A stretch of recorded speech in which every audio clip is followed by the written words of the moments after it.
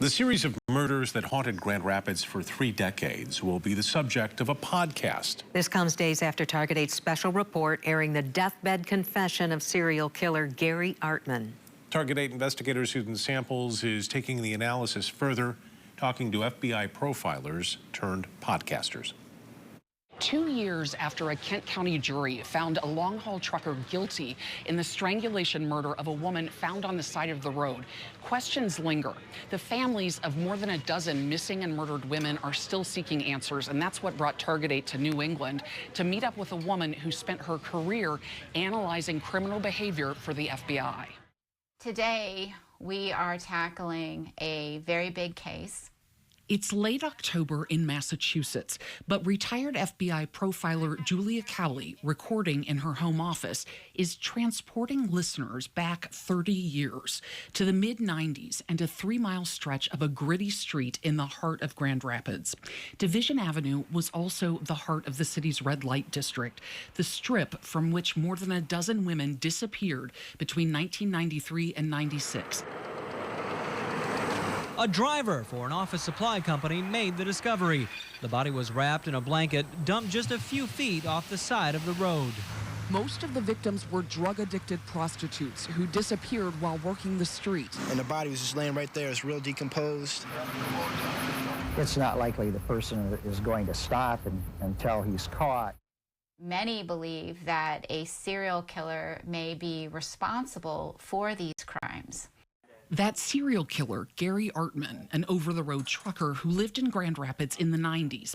In 2023, a Kent County jury convicted Artman in the 1996 rape and murder of 29-year-old Sharon Hammock. She was a beautiful soul that didn't deserve to have what was done to her.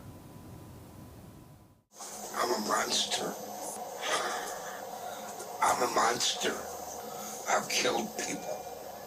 I just threw them away as if they were garbage.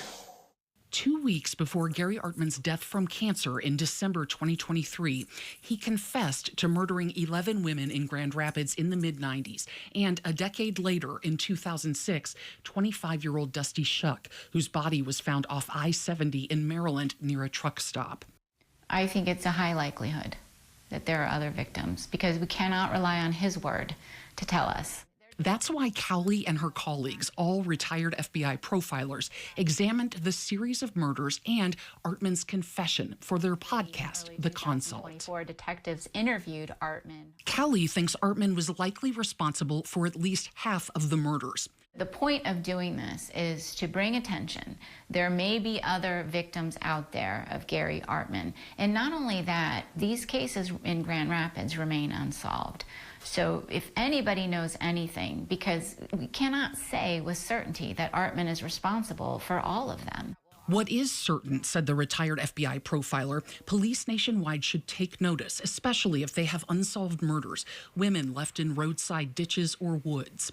Artman said he covered 2.5 million miles as a long-haul trucker from Florida to California until his arrest in 2022. He told detectives he often spotted women alone at truck stops or walking the nation's roads and highways. If we don't try to find answers for them, who will? They're the most vulnerable. The victims mattered. The first episode of the Consult podcast on the Grand Rapids murders airs tomorrow. You can find it wherever you get your podcasts. Also, on Thursday, we are re-airing the Target 8 investigation into Gary Artman's confession. You can catch Dead Man Talking at 4 o'clock on Thursday on Wood TV 8.